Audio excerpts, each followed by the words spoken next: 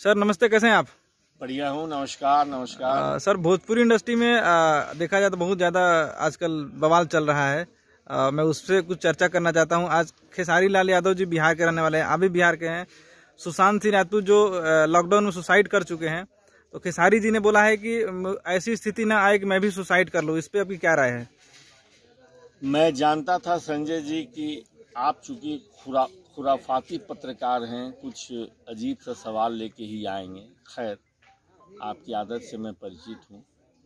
बात खेसारी जी के दिल में क्या दर्द है या किस परिस्थिति से गुजरे हैं मुझे मालूम नहीं, इसलिए मुझे बोलना उचित नहीं।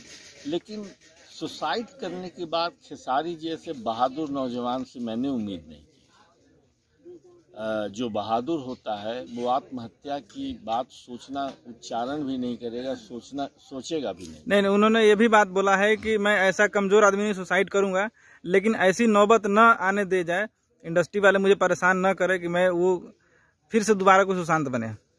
देखिए, मुझे लगता है कि ये 43वां वर्ष है इस इंडस्ट्री में मुझे काम करते हुए। मेरे जीवन में तो ऐसी नौबत नहीं आई कि मेरे मुंह से ऐसे शब्द निकले।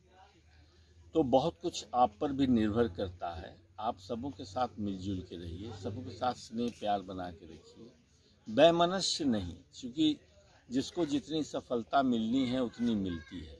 न किसी के रोके कोई रुका है, न किसी के चाहने से कोई बड़ा हुआ है। वो इंसान की अपनी मेहनत होती है। तो मुझे नहीं लगता कि आज इतने सफल कलाकार खेसारी जी के जीवन में ऐसी कोई परिस्थिति पैदा हो रही होगी जहां उन्हें ऐसा बोलना पड़ा है। वो मेरा बच्चा है, कभी मिलेगा तो मैं उसे समझाऊंगा।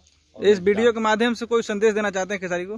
हाँ, खेसारी, आप हमेशा मुझे बाबूजी कहते हैं, उस रिश्ते के तहत कह रहा हूँ। आप एक बहादुर नौजवान हैं। आपने ज़िंदगी की बहुत बड़ी लड़ाई लड़ के इस मकाम को पाया है।